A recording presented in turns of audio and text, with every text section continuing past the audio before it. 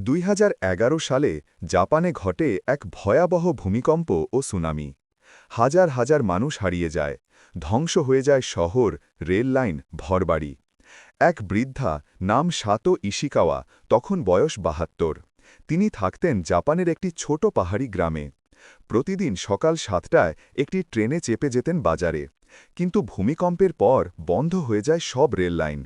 সবার ধারণা ছিল এই রুট আর চালু হবে না। তবুও সাতো প্রতিদিন স্টেশনে যেতেন, পরিপাটি হয়ে দাঁড়িয়ে থাকতেন নির্দিষ্ট জায়গায়। কেউ জিজ্ঞেস করলে বলতেন, রেলওয়ের লোকেরা যদি দেখে আমি অপেক্ষা করছি, তারা হয়তো ট্রেনটা চালু রাখবে। বছরের পর বছর তিনি একা দাঁড়িয়ে থাকতেন প্ল্যাটফর্মে। এবং অবিশ্বাস্য হলেও সত্য, রেল কর্তৃপক্ষ সেই একটি ট্রেন শুধুমাত্র সাতো ইশিকাওয়ার জন্য চালু রেখেছিল আরও ২ বছর। একটা মাত্র যাত্রীর জন্য রেল লাইন চালু রাখা হয়েছিল, যেন তার আশা না ভাঙে।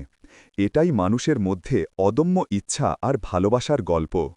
শেষ কথা, একজন মানুষের নিয়মিত দাঁড়িয়ে থাকা নীরব আশা পুরো জাপানকে ছুঁয়ে গিয়েছিল। এই গল্প আমাদের শেখায়, আশা কখনো ছোট নয়, যদি তা সত্য হয়।